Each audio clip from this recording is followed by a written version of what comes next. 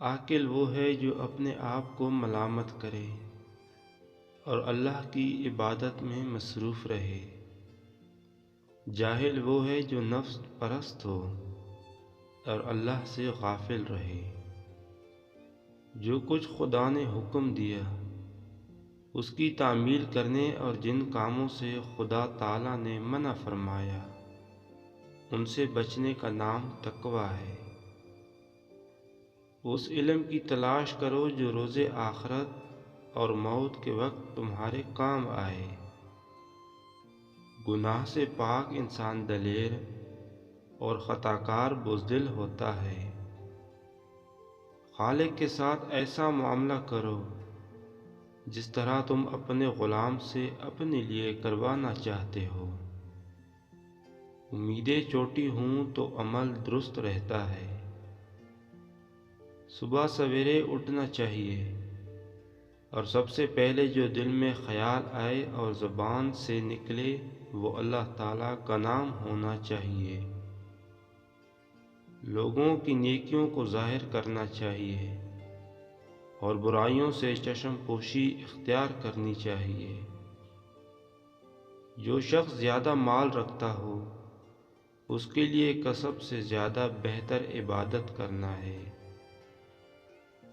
انسان پر جب کوئی پریشانی آنے والی ہوتی ہے تو انسان کا دل پہلے سے ہی بوجھل ہونا شروع ہو جاتا ہے اور اللہ اس پریشانی کو برداشت کرنے کی ہمت انسان کو دے دیتا ہے۔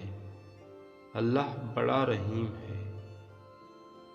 جو کسب حلال نہ کر سکے اس کا نکاح کرنا بہتر نہیں، کیونکہ کسب حرام ایسا گناہ ہے کہ کوئی نیکی اس کا تدارک نہیں کر سکتی۔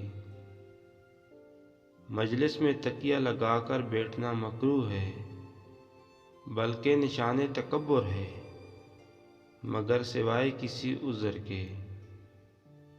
دولت سے ہم بستر تو خرید سکتے ہیں مگر نیند نہیں۔ کتے سے 5 خصلتیں سیکھو۔ بھوکا ہوتا ہے مگر اپنے مالک کا دروازہ نہیں چھوڑتا۔ تمام رات جاگتا ہے اور مالک کے گھر کی چوکیداری کرتا ہے۔